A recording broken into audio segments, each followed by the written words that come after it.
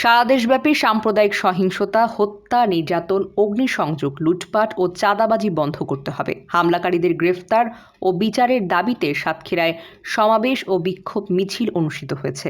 বাংলাদেশ হিন্দু বৌদ্ধ খ্রিস্টান ঐক্য পরিষদ জেলা শাখা, বাংলাদেশ পূজা উদযাপন পরিষদ জেলা শাখা, ধর্মীয় জাতিগত সংখ্যালঘু ঐক্য মোর্চা নামের এই তিনটি সংগঠন এই সমাবেশ ও বিক্ষোভ মিছিল করে।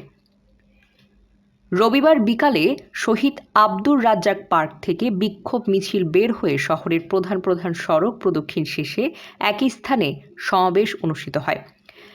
সমাবেশে বাংলাদেশ পূজা উদযাপন পরিষদ জেলা শাখার সাধারণ সম্পাদক বিশ্বাসনাথ ঘোষের সভাপতিত্বে সমাবেশে বক্তব্য রাখেন সাতক্ষীরা মন্দির সমিতির সভাপতি অ্যাডভোকেট সোমনাথ ব্যানার্জি, বাংলাদেশ হিন্দু বৌদ্ধ খ্রিস্টান ঐক্য পরিষদ জেলা শাখার সভাপতি বিশ্বজিৎ সাধু, বাংলাদেশ হিন্দু বৌদ্ধ খ্রিস্টান ঐক্য পরিষদ জেলা শাখার সাধারণ সম্পাদক স্বপন শীল, বাংলাদেশ যুব ঐক্য পরিষদ জেলা শাখার আহ্বায়ক অমিত কুমার ঘোষ সহ আরও অনেকে।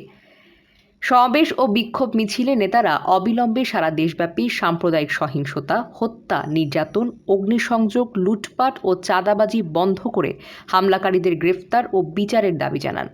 বিক্ষোভে সংখ্যালঘু সম্প্রদায়ের নেতৃবৃন্দ বলেন, বিভিন্ন সংগঠনের রাজনৈতিক দল ও সংগঠন আমাদের সান্ত্বনা দিচ্ছেন, তাদের বিচার করা হবে, কিন্তু কেউ বিচার করতে আমরা দেখিনি।